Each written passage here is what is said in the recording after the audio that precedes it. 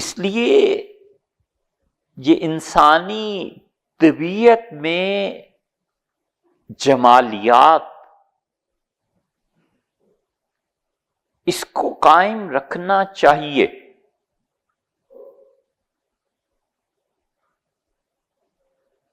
چیز کی جو حالت ہے اس کی کیفیت بن جاتی ہے، اس جذبے کو قائم رکھنا چاہیے۔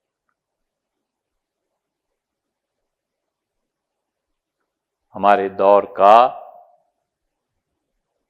ایک المیہ یہ بھی ہے، بہت بڑا المیہ ہے،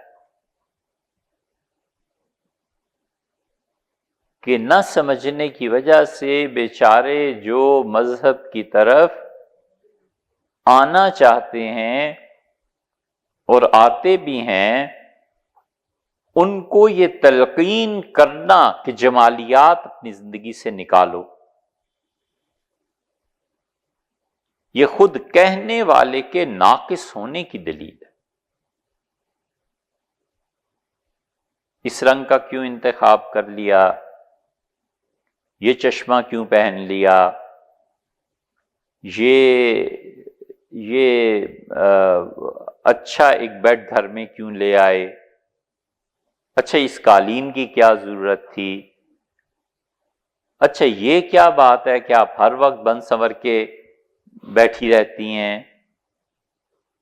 دین کے نام پر لوگوں کے حسن اور جمالیات کی زندگی کو برباد کرنا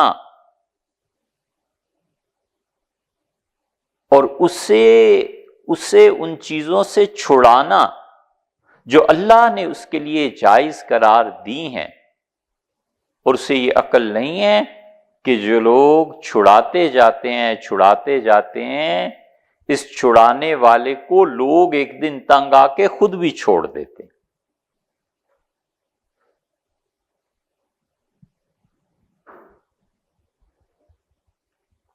ایسے ہوتا ہے، ہر وقت اٹھتے بیٹھتے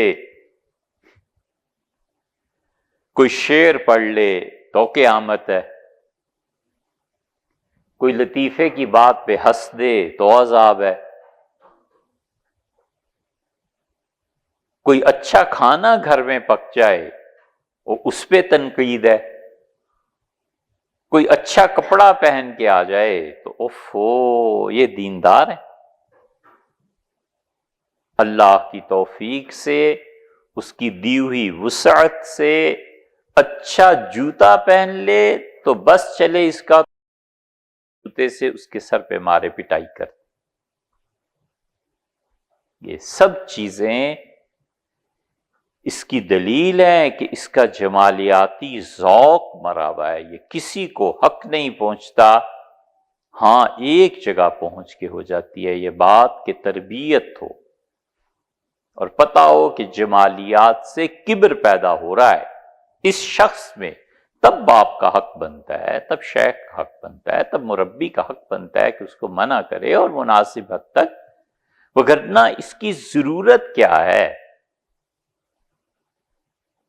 یہ جمالیاتی ذوق یہ انسانی وجود کا 33% ہے۔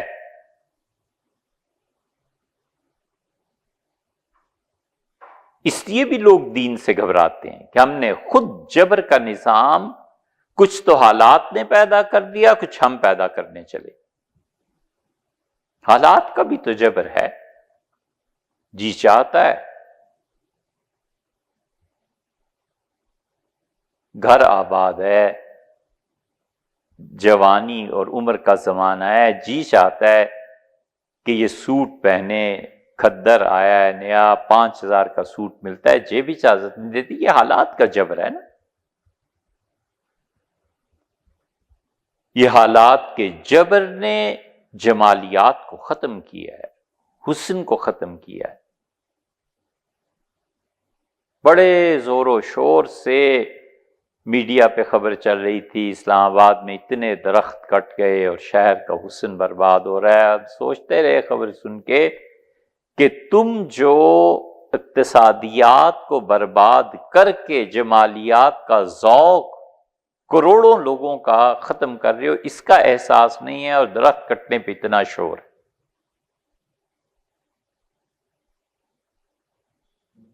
آخر سوچتے تو ہوں گے کہ ہمارے ان اقدامات سے لوگوں کی زندگی کتنی تنگ آئی ہے۔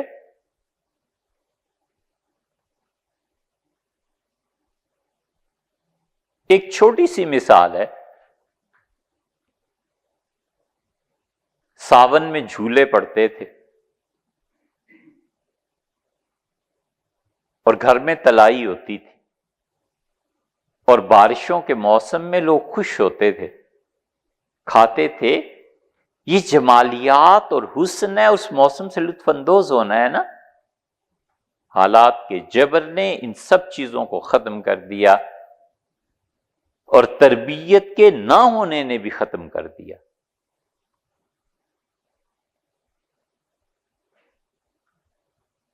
ڈر لگتا ہے کہ اگر خوشبو لگا لی تو سارے گھر میں کوہرام مچ جائے گا کہ یہ کیوں خوشبو لگائی ہے، یہ عطر کیوں استعمال ہوا ہے۔ بہت سی مثالیں آپ ڈھونڈ سکتے ہیں۔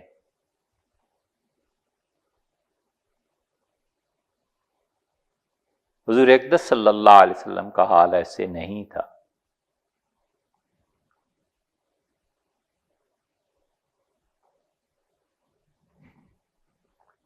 جمالیات کے اس ذوق کو رسول اللہ صلی اللہ علیہ وسلم کا کمال تھا، جانتے بھی تھے اور بڑھاتے بھی تھے۔ خوشبو ہے زبردست چیز، فرمایا کوئی پیش کرے نہیں سے رد کرنا۔ جمالیات ہی کا ذوق ہے کہ فرمایا ان اللہ جمیل، اللہ خود جمیل ہے اور جمال کو پسند کرتا ہے۔ مسلم کی روایت میں یہ جمالیات ہی کا ذوق ہے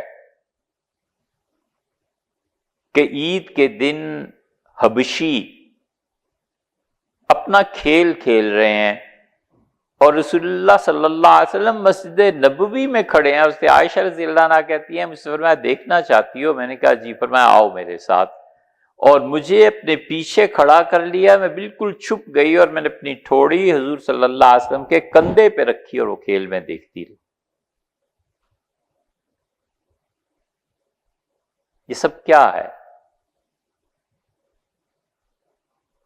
اور کسی نے پوچھا کہ اللہ کے رسول مجھے اچھے کپڑے بہت پسند ہیں، میں اچھے کپڑے پہنوں، یہ وہ۔ فرمایا سب درست ہے، لیکن دیکھو انہیں پہن کے دوسروں کو گھٹیا نہ سمجھنا۔ یہ ہے نا تربیت، پابندی لگا دی کہ حد سے نہیں بڑھ جانا، اور سچی بات آئے تو اسے قبول کرنا ہے۔ دو جملے فرمائے، کیونکہ انسان کبھی کبھی حسن اور جمال میں کھو کے سچائی کا انکار کر دیتا ہے۔ جو مناسب پابندی تھی لگ گئی۔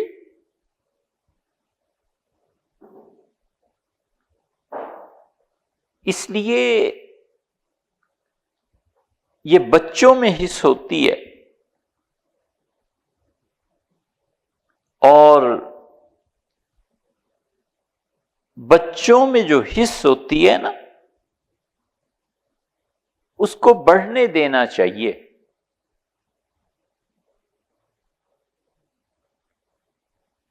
یہ جو مذہب کے نام پہ جبر سے اداسی پیدا ہوتی ہے، اگر فرض کر لو ایسے ہو جائے تو اپنے تک محدود رکھنا چاہیے، اسے آگے منتقل نہ کرے۔ مذہب کے نام پہ، اسلام کے نام پہ اداسی کا مطلب یہ ہے کہ جو نشاط ہے اس کو انسانی زندگی میں ختم کیا جائے۔ اٹھتے بیٹھتے ہر وقت ملامت کا سامنا کرنا پڑے تو اس روایت کو اپنے پہ آ کے ختم کر دینا چاہیے کہ میرے بعد جو نسل آ رہی ہے ایسے نہیں.